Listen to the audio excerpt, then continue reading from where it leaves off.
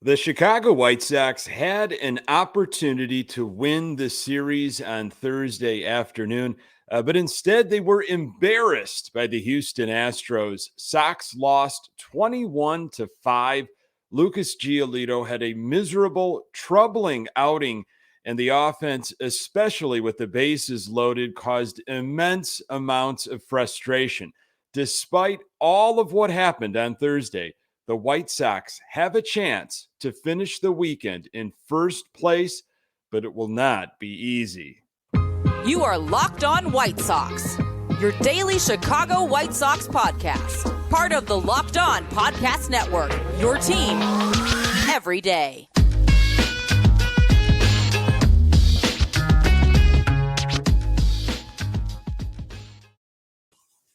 Hey, Sox fans, welcome to Locked On White Sox. Thank you for making Locked On White Sox your first listen each and every day. We're free and available on all platforms. Follow us on Twitter and Instagram at Locked On Sox. Also, subscribe to our YouTube channel. Just search Locked On White Sox. Today's episode is brought to you by BetOnline. BetOnline has you covered this season with more props, odds, and lines than ever before. BetOnline, where the game starts. Hey, I'm your host, Nick Morawski, a lifelong diehard Chicago White Sox fan, recording this podcast just blocks from the ballpark in beautiful Bridgeport. You can find me on Twitter at Nick_GGTB. Really appreciate you letting me steal some of your time to talk White Sox. Locked On White Sox is part of the Locked On Podcast Network, your team every day. The White Sox are in Cleveland, and these are must-win games. Lucas Giolito is not having a very good year, and Thursday further cemented that claim.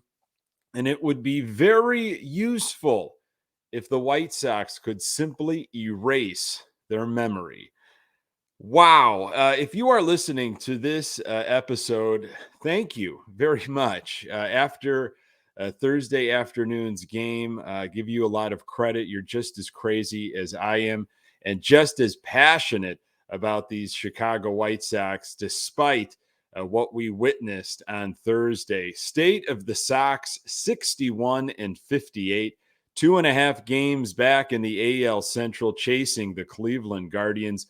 There are 43 games left in the season. Wow. Thursday afternoon, the White Sox got blown out by the Astros 21-5. The game was pretty much over after the third, fourth inning. A position player pitched. That's really all you need to know. Okay. If somebody asked you, hey, I didn't catch the score. How did what happened with the Sox yesterday? You didn't even have to say the score. This was the type of the game where you just say, yeah, we had the Sox had a position player that pitched, and your buddy, your friend would say, oh, okay, enough said. Don't have to tell me anymore. That's the way it went. Really disappointing after how exciting Monday and Tuesday were already. We split the series, had a chance to win the series, which was kind of unthinkable. Wednesday was a playoff atmosphere, tight game, close game. Sox could have won that.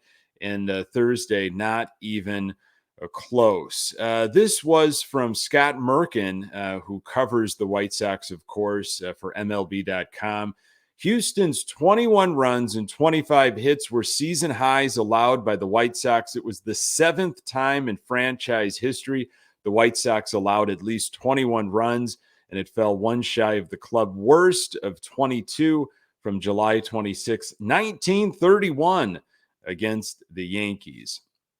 Somehow, some way, the Chicago White Sox need to completely forget about Thursday afternoon. We probably won't forget that embarrassment as fans anytime soon, but the Sox have, there's no time to lick wounds here. It is a huge series against the Cleveland Guardians, beginning, of course, tonight. Thursday, it was brutal, and we're going to talk about it, but there can't be delayed effects. Before the game, we found out that the White Sox did indeed sign shortstop Elvis Andrus. He is expected to join the Sox today in Cleveland. Some infield depth, some help, please, up the middle. No Luis Robert in the lineup. He did not play the entire Houston series aside from pinch running. This was per James Fegan of The Athletic. Tony La Russa described Roberts' wrist situation as more of a contusion than a sprain, and that it's about when his discomfort is manageable enough to swing effectively. He will have another hitting session in the cage today. That was Thursday, and he was going to test things out. So we will see, fingers crossed, if he can play and be effective, pain-free in Cleveland. We are going to need him, but you know what? The Sox need to figure out the bases loaded situation.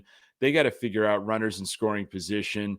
It was another head scratcher, just a headache, really, watching this. The offense, not good. Garcia was on the hill for Houston. He had a bizarre motion. I don't know if that threw off the Sox. I guess maybe we can blame it on that. It's almost like he's rocking a baby to sleep in a weird way. Very interesting. But Sox had absolutely nothing going on first, second, and third inning. Fourth inning, the Sox were down by 10 already. At this point, they had the bases loaded with only one out. And, we've seen, we saw it in the game on Thursday, and we've seen it in other opportunities, especially against the Toronto Blue Jays, because they can score runs quickly. Other teams are able to take advantage of situations with men on, chip away, then get a blast if possible. Not the Sox. They were not able to score anything in that fourth inning opportunity. Fifth inning, Yoan Moncada, who had a very nice Houston series, he had a 3-run home run to make it 10-3. Again, it was only the fifth inning.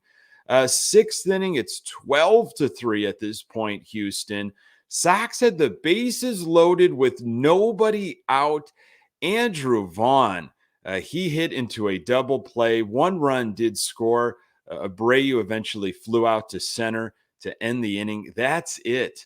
1 measly run scored because of a double play. Seventh inning, it's 13-4 Houston. Houston just did not stop the entire game. We'll talk about that in a little bit.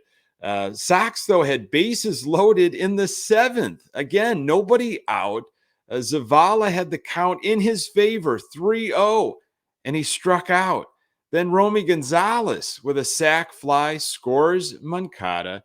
Pollock flies out to end the inning. So in back-to-back innings with bases loaded, the Sox scored a total of 2 runs. If you've been following this team this year, they have been pathetic with the bases loaded. Sox are ranked 28th in all of baseball. So you'd think, they're probably dead last. There are teams that are worse, only 2 more that are worse than us. Sox slashing with the bases loaded, 208, 241, 292. Absolutely pathetic. I mean, hey, there were opportunities. I know it almost feels insurmountable being down 6, 7, 8 runs, but when you've got bases loaded, with nobody out in back-to-back innings. I mean, when you look back at it, you can say, what could have been? We had chances, one at bat at a time. Final offensive numbers for the Sox on Thursday: 5 runs, 11 hits, 2 extra base hits, 8 walks. How about that?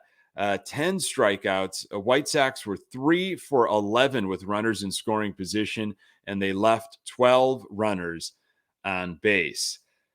Well, Lucas Giolito, he used to be the ace of the White Sox staff. Right now, he looks lost, and it's troubling. I am going to tell you why we all should be concerned. More on that in a moment. Did you know the key to sustainable weight loss is through your liver? The liver is the body's metabolic furnace. It's responsible for flushing out harmful toxins and igniting your fat-burning metabolism. But thanks to modern diets rich in unhealthy processed foods and constant exposure to thousands of man-made and environmental toxins, most of us have overworked livers.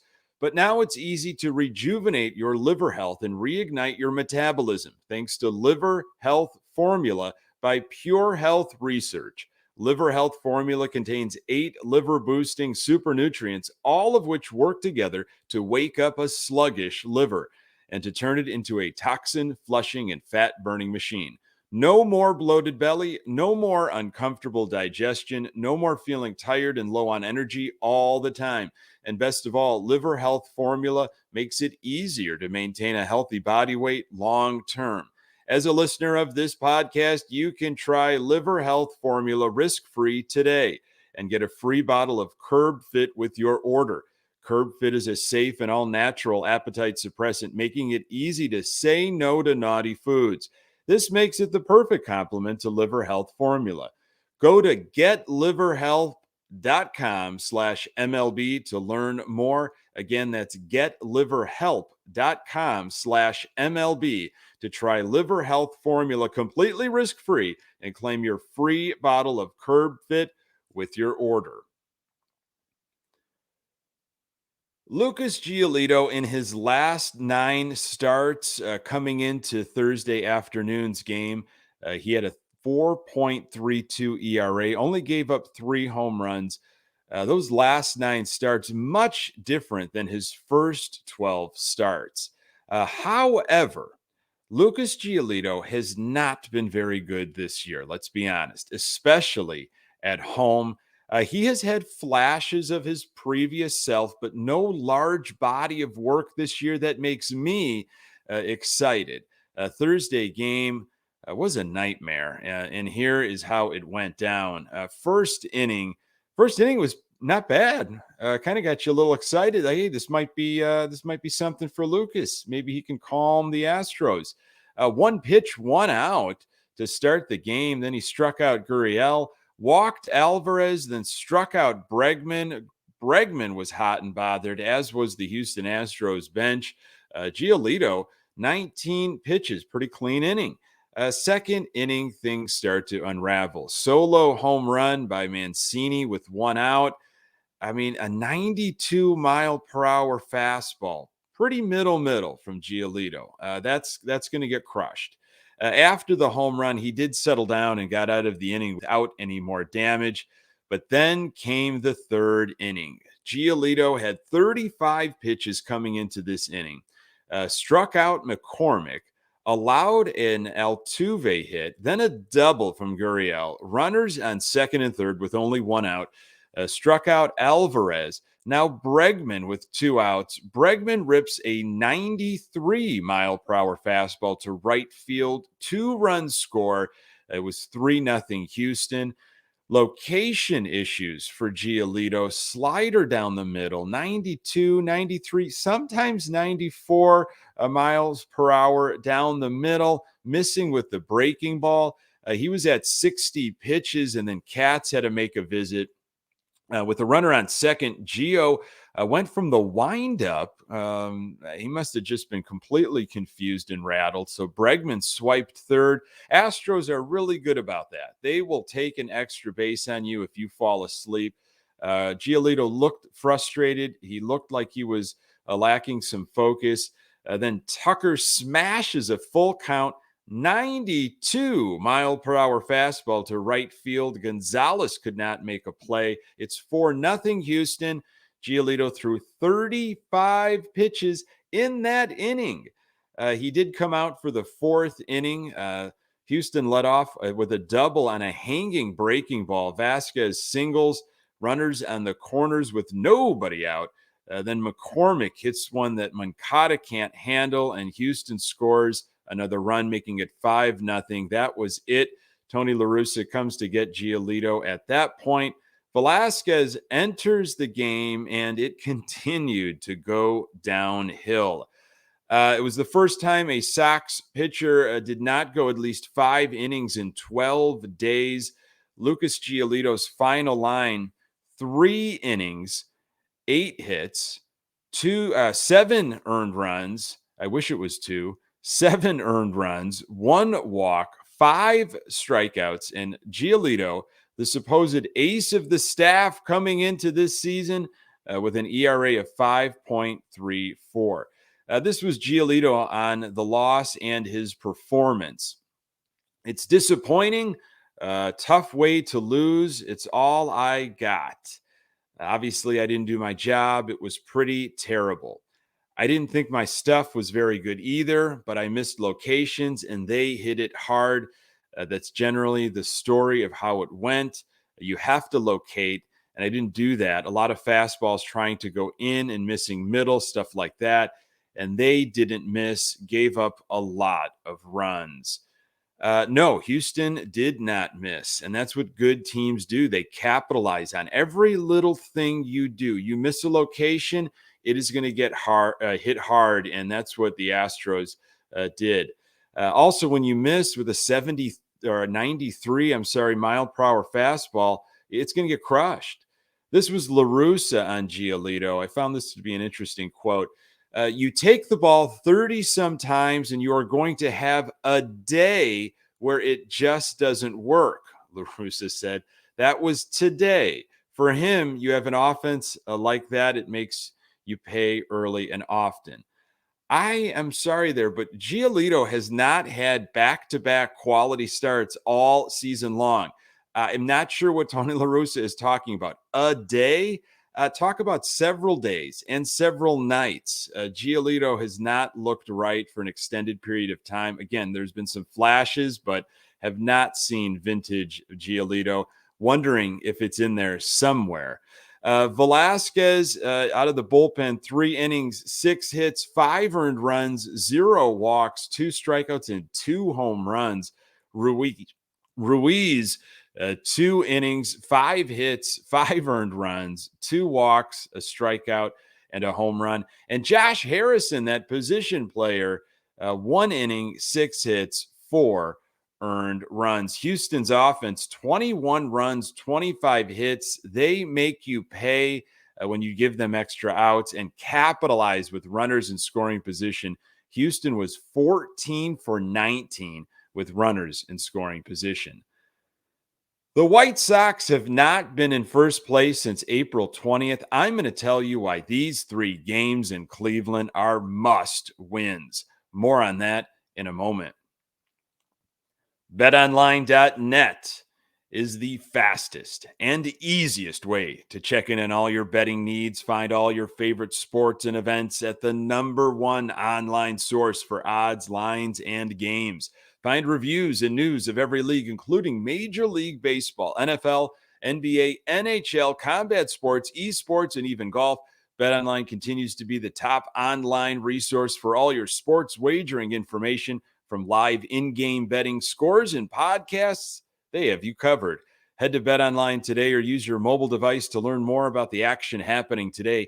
BetOnline, where the game starts.